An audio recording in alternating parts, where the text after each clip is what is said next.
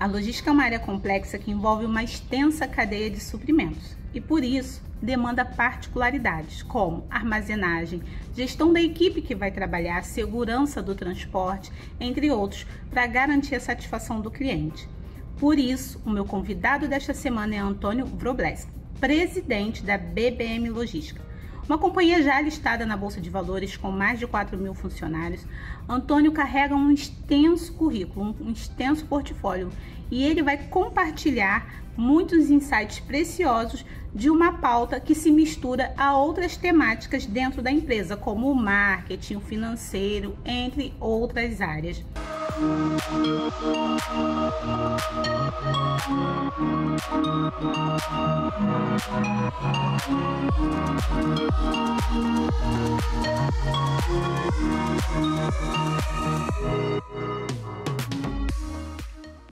Antônio, que satisfação falar com você hoje. E eu tenho muitas perguntas a lhe fazer, principalmente sobre os desafios logísticos. Então, para começar, eu quero que você fale um pouquinho aí sobre a sua carreira, sobre a sua trajetória, quem é o Antônio, como que o Antônio pode contribuir com pautas tão importantes, principalmente para o nosso Brasil. Ok, obrigado. Eu sou formado inicialmente em engenharia, eu fiz engenharia elétrica. Aí eu fiz um MBA na New York University e fiz um curso chamado curso de verão na Wharton University. Isso foi no início da minha carreira. Eu fui transferido e morei em Shelton, Connecticut, nos Estados Unidos. A empresa que eu trabalhava era a Singer Corporation e a Singer tinha uma matriz lá. Eu passei por algumas empresas no Brasil, como DHL, como Ryder, que é uma grande empresa aí nos Estados Unidos. A DHL é conhecida mundialmente. E acabei, quando a Ryder saiu da América Latina, eu montei uma própria empresa e comecei a fazer alguns investimentos. Eu nunca fiz consultoria, eu não sei fazer consultoria. Eu sou um operador que tem 30 anos de vivência em logística e mais de 10 anos em outras empresas. Acabei assumindo eu fiz o projeto BBM. BBM era uma empresa pequena, uma empresa de 300 milhões de reais ano. Em 2013 eu fui convidado para levar a BBM ao mercado. Então nós fizemos um projeto, eu falo nosso porque evidentemente eu me cerquei com um ecossistema para poder me ajudar a fazer o projeto. E em 2017 nós trouxemos um fundo de investimento chamado Stratos, que tem como característica primordial um fundo que visa crescimento. E de lá para cá nós compramos 5 empresas e tivemos um crescimento orgânico muito interessante. Saímos de 300 milhões ano para uma empresa de 2 bilhões, que foi o que nós fechamos o ano passado. Esse ano deve ir para algo em torno de 2,4 bi. Nós somos 6 mil funcionários no Brasil. Temos filiais temos 90 filiais pelo Brasil, né? E somos a segunda maior empresa do segmento no Brasil. Uau, que currículo! E tenho certeza que você vai conseguir contribuir bastante, principalmente porque hoje o Brasil ele é muito rico em território, ele é bem vasto, né? Então, um dos principais desafios é fazer toda uma produção logística para que, no final, o atendimento ao cliente ele seja satisfatório. Então, para começar essa entrevista, eu gostaria de entender melhor como é liderar um processo logístico na parte de segurança, manter essa segurança na cadeia logística. A segurança, na verdade, ela tem 2 formatos, né? Ela tem a segurança do próprio equipamento /funcionário, que é uma coisa super importante, que a gente tem um investimento muito grande nisso. E o outro lado da segurança é a própria segurança viária de estradas ruins, segurança por falta de segurança, ou seja, o Brasil hoje é um dos campeões no mundo em assaltos. Então, a segurança aqui é um tema muito pertinente e muito presente dentro daquilo que nós chamamos de logística. A gente persegue uma meta que é acidente zero, como muitas empresas perseguem, e dentro do programa de segurança nós temos um departamento chamado Saúde, Segurança e Meio Ambiente. Ele abarca a segurança e também o meio ambiente. O meio ambiente é separado, tem um gerente próprio, mas a gente segue uma coisa que no Brasil é muito comum, ou seja, a gente é certificado ISO 9000, ISO 27000 e assim por diante. A gente é certificado SASMAC, que são certificações que comprovam segurança para você.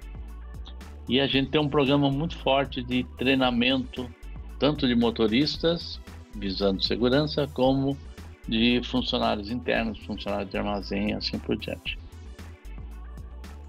Certo. Agora, Antônio, falando ainda um pouquinho sobre essa questão de segurança, a gente agora vai trazer, vamos puxar um gancho para o lado da gestão pessoal. Como é para um pequeno empreendedor, por exemplo, que tem uma pequena cadeia logística e ele precisa lidar com esses desafios de treinamento, de manter ali a equipe qualificada para no final, né, trazer também segurança para a entrega do produto do cliente, para poder ter um resultado satisfatório? Na verdade, o que eu sugiro para as empresas menores, né, a BBM já começou num patamar de 300 e poucos milhões. Isso. A BBM tem 27 anos de vida, mas ela nunca foi só uma empresa grande, ela foi uma empresa pequena. O que eu digo sempre é que você tem 3 pessoas ou 3 envolvidos na empresa que deve ter uma dedicação muito grande de segurança. Um é o próprio dono da empresa, que para ele, cada vez que acontece um ato inseguro, ele tem prejuízo naquilo que está fazendo. 2 é o homem de operações dele, que normalmente, por exemplo, na BBM tinha 2 irmãos, um dos irmãos era o presidente e o outro irmão era o diretor de operações. E o terceiro ponto é você fazer programas simples, entendíveis, mas repetitivos. A gente tinha e usava e usa muito, e eu sugiro muito, a gente usa até hoje, que a empresa cresceu muito, é a fala diária de segurança. Ou seja, qual é o nosso objetivo hoje? Estamos saindo às ruas hoje com tantos equipamentos, tantas pessoas, e hoje a gente dá, inclusive, a situação meteorológica por estado, que como nós estamos presentes no Brasil todo, isso que nós vimos que aconteceu no Rio Grande do Sul, né? Que a passagem daquele ciclone, a gente fez os alertas para quem estaria dos nossos motoristas naquela estrada sobre a passagem daquele ciclone e os problemas que eles poderiam acarretar. Então, segurança você fala todo dia e você faz atualizações todo dia para os seus colaboradores. Exato. A segurança é muito importante realmente porque a gente precisa manter ali tudo equacionado para não ter o problema, né, final para o nosso cliente. Então, é muito importante você falar sobre isso e, é claro, com essa gestão também pessoal. E agora, voltando aqui um pouquinho para a questão de gestão pessoal, a pandemia ela acelerou muito esse processo logístico, né? Antigamente a gente fazia nossas compras fisicamente, agora tudo está no online. Então, como que o pequeno negócio, de acordo com a sua experiência e até em distribuição em relacionamento em mais de 15 países, né, no passado, como que é fazer todo o gerenciamento de uma cadeia logística para que consiga obter o sucesso, para que consiga ter um resultado satisfatório? Um pequeno empreendedor, como é que ele pode ter um e-commerce? A minha sugestão é que ele procure um marketplace. As grandes cadeias no Brasil, como Amazon, Mercado Livre, Magalu e assim por diante, elas têm uma infinidade de pequenas empresas que orbitam ao redor do sistema dela. Porque aí ele passa a ter maior visibilidade porque ela anuncia muito, ela vai muito ao mercado, ela tem uma rede de atendimento muito forte. Então, não importa a sua loja, se ela tem 2x2 ou se ela 20x20, ou se ela tem 2 produtos ou tem 20 produtos, e você quer expandir o horizonte, porque você tem condições para isso, vá ao marketplace. Você já vai pertencer a um grupo desses grandes. Incrível, você falou aí da Airfryer, eu sou uma consumidora. Sou uma consumidora. Todos somos. De um produto muito prático, né? Então eu me vi um pouquinho nessa conversa. Vou chamar agora os intervalos comerciais e na volta eu quero saber um pouco mais sobre tecnologia na cadeia logística e também outras pautas interessantes aí para o meio logístico. Fica aqui que a gente já volta.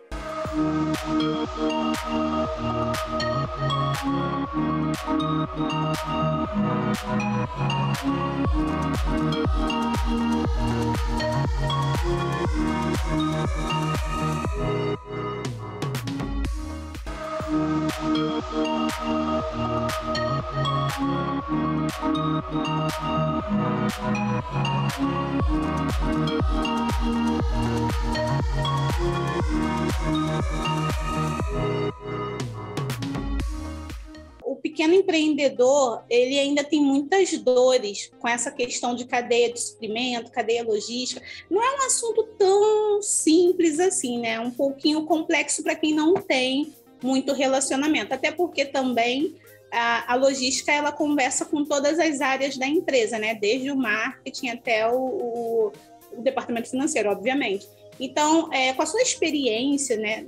Uma experiência de muitos e muitos anos de estrada, o que você consegue compartilhar? Assim, quais são as principais soluções para as principais dores da cadeia logística? Bom, eu digo sempre assim, o pequeno empreendedor, a primeira coisa que ele tem que ter em mente é que ele goste daquilo que ele faz. Por exemplo, vou dar um exemplo estapafúrdio, mas se você não gosta de abacate, não vá vender abacate. Vai vender laranja que você goste mais.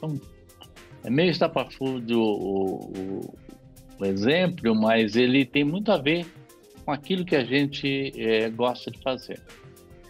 Assim, ele tem uma porção de desafios e no Brasil ainda eles são muito grandes. Mas o maior desafio que o pequeno empreendedor tem chama-se capital de giro. O que significa dizer? Significa dizer que o empreendedor, ele deveria ter o equivalente a um mês de custos guardado, sempre preservado para qualquer eventualidade.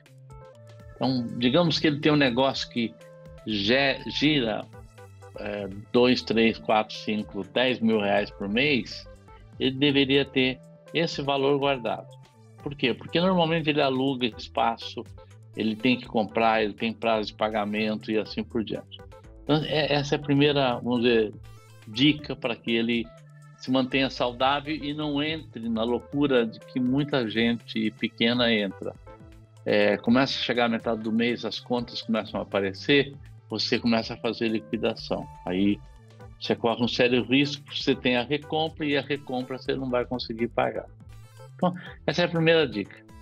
A segunda dica não importa se via informática, o ideal seria isso, mas como o Brasil é muito grande, nem todo mundo tem computador, nem todo mundo... Celular todo mundo tem, né? O Brasil é um país que tem 240 milhões de celulares. Então, nem que seja o caderninho de anotações dele, de entradas e saídas. É aquela coisa primária de contabilidade. Entra tanto, está saindo tanto, no final do dia tem que sobrar tanto. Então, se ele começa a fazer isso, com muita certeza, ele começa a gestir o negócio dele de uma maneira mais saudável e fácil. O Brasil é um país de juros muito altos ainda, extremamente altos, que tende a diminuir a partir agora desse segundo semestre, que a Selic deve cair, a taxa de juros deve cair, o governo está fazendo alguns planos para tirar um pouco dos 60 milhões de inadimplentes que tem nesse país. Porque inadimplente, a primeira coisa que ele faz é não comprar. Então, você deixa de ter o público. Então, existem algumas coisas acontecendo que eu creio piamente que até dezembro, não é uma coisa de um dia, de um mês para o outro, mas até dezembro a situação geral estará melhor do que ela está hoje. Então, o pequeno empreendedor que está conseguindo fazer o mínimo para a sobrevivência tem a consciência que haverá uma melhora nesse ano, pequena ainda, mas uma melhora maior no ano que vem, se as políticas anunciadas realmente se concretizarem. Certo. E a questão também de política, a questão de você fazer todo o acompanhamento dos números no dia a dia muda muito, né, o Antônio? E a gente sabe que logística é um processo da empresa para toda a vida. Então, se não tiver uma boa gestão ali, tiver de olho ali acompanhando os números de pertinho, acaba se perdendo, né? Então, mais uma vez é importante também, obrigada por você tocar nessa pauta, porque é importante ficar sempre de olho no mercado. Antônio, como é que a gente pode ter uma gestão melhor agora em relação ao meio ambiente? Porque a sua empresa hoje, ela também trabalha com produtos delicados, né? Ela vai desde um processo logístico tradicional no mercado até produtos delicados, como produtos voltados para a área florestal, enfim, para a área química, indústria química. Então, eu queria também que você compartilhasse um pouco dessa experiência ambiental. Como é manter esse compromisso com o meio ambiente? Bom, primeiro é bom que nós entendamos que nós não temos um plano B para a Terra. Se nós continuarmos agredindo o planeta da forma que nós estamos agredindo e não tomando nenhuma medida contra isso, efetivamente, no final dos tempos, você vai ter que pegar um avião e mudar para algum outro lugar. Um avião, não. Um foguete e mudar para algum outro lado. Então, o que a gente faz em empresas? As grandes empresas no Brasil já fazem isso, nós fazemos também. Nós roteirizamos as entregas. Quando você roteiriza entregas, acontecem dois fatores. Você, primeiro, otimiza sua malha de entrega, em outras palavras, diminui o número de equipamentos necessários para poder fazer as entregas. Com isso, você diminui, porque o Brasil é predominantemente petróleo, né? Então, você diminui a emissão de gases no ar. Ao diminuir a emissão de gases no ar, você efetivamente está contribuindo com o ambiente, está contribuindo com a terra. Segundo, nós procuramos utilizar equipamentos e materiais recicláveis e praticamos o reciclável dentro da empresa. Em todos os ambientes da empresa, nossos colaboradores, eles entendem que aquele espaço é para garrafa PET, que aquele espaço é para papel, e a gente pratica muito isso. E a gente tem um departamento que a gente chama de ESG, né? Que na verdade é a tradução de tudo isso, né? E tem um programa muito forte de governança, muito forte de governança. Então hoje nós precificamos de quem nós compramos. Em outras palavras, se você é um praticante de ESG, se você é uma empresa que tem a mentalidade voltada para a conservação, você com certeza tem preferência na hora de cotação para nós. Para você ter um número, a gente sozinho consome mais de 50 milhões de litros de diesel mês. Quando eu consigo reduzir em 5% isso, você faz umas contas, não precisa fazer muita conta para ver que o número é muito grande. Pega isso e traz para sua empresa pequena. Faça o mesmo processo. Não descarte à toa. Descarte em lugares e ambientes que você possa mandar para uma reciclagem. Por exemplo, aqui em São Paulo é proibido canudo de plástico, por ser plástico. Todo mundo falou que ia acontecer um monte de coisa, porque ia quebrar um monte de coisa. todo mundo adotou o canudo reciclável, que não é plástico, ou deixou de usar o canudo. Então, atitudes pequenas, que parecem pequenas como essa, elas deixam de jogar toneladas e toneladas de plástico nos mares do mundo. Então, se cada um fizer a sua parte, não tem como dar errado.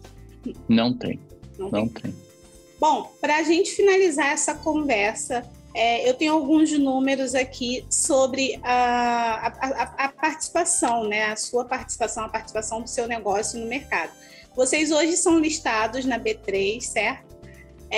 Também foram premiados por satisfação ao cliente, mais de 20 milhões de entrega logística no ano, enfim, os números são bem satisfatórios. Então, resumindo, com todos esses dados, no final de tudo, a satisfação do cliente deve estar em primeiro lugar. Qual é o segredo para poder conseguir alcançar números expressivos? Qual é o segredo para poder conseguir alcançar e ter sucesso com a satisfação do cliente na cadeia logística?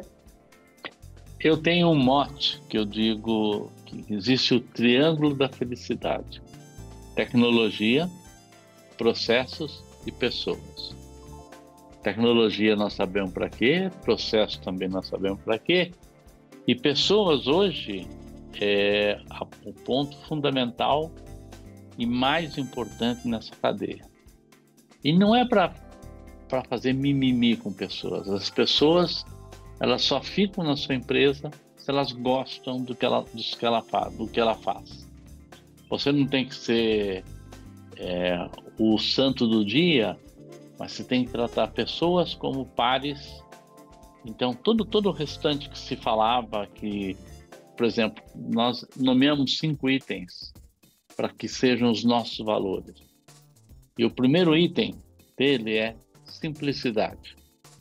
O último item é engajamento, ou seja, que você esteja engajada com seus colegas, com seu fornecedor, com os sócios da empresa, porque nós temos muitos sócios na empresa. Esse é engajamento. O que a gente quer fazer? A gente quer trazer um mundo melhor para entregar para os nossos filhos. Então, conte conosco. Para os colaboradores, conte comigo. Para o mercado, conte conosco. É isso? Exatamente. O mercado, conte conosco. Você quer fazer logística? Conte conosco. Você quer ter uma empresa séria? Conte conosco. Você quer ter uma empresa, como você disse, listada e que segue todos os compliance? Conte conosco. Agora, o meu colaborador, conte comigo. Todos os nossos colaboradores têm o meu celular, têm o meu WhatsApp, que eu sempre prefiro que mande, e as minhas portas estão sempre abertas. Conte comigo. E eu espero sempre que isso chegue a todos os níveis da empresa, da ponta à base da pirâmide. Essa é a fórmula essencial para o sucesso. Sem pessoas não existe sucesso. Nenhum, não. Zero. Antônio, muito obrigada por essa conversa. Foi muito gratificante falar com você sobre um assunto que ainda é um pouco complexo, um pouco delicado para o mercado, porque não é uma pauta direta, não é uma área direta, né? Mas ela acaba se misturando às outras áreas. O processo logístico acaba sendo um assunto que se mistura com as outras áreas. Então, é muito legal, é muito importante a gente parar para poder falar só sobre processo, só sobre logística. Então, mais uma vez, obrigada, muito, muito, muito sucesso. E obrigado. Estamos sempre de portas abertas aí para te receber aqui no programa Capital Econômico em Foco. Eu que agradeço a você, acho que as suas perguntas foram muito inteligentes. E eu também me coloco à sua disposição para quando queira, ou até para um assunto que não seja diretamente relacionável a uma entrevista, mas você queira ter algum insight de mercado, alguma coisa, a gente fala que a nossa cadeia é end-to-end, porque a gente começa numa floresta, cortando e carregando, e entrega o seu produto final na sua casa. Então, a gente tem muito touching do mercado como um todo. Eu estou à sua disposição também. A logística é uma atividade estratégica e fundamental para a economia do país. Por isso, pensar em soluções inovadoras e disruptivas é primordial para aumentar a eficiência, a segurança e a sustentabilidade do setor. E empresas que estão atualizadas e preparadas para enfrentar os desafios e oportunidades que surgem com os avanços tecnológicos, com certeza, saem à frente. Capital Econômico em Foco fica por aqui e eu te aguardo no próximo episódio.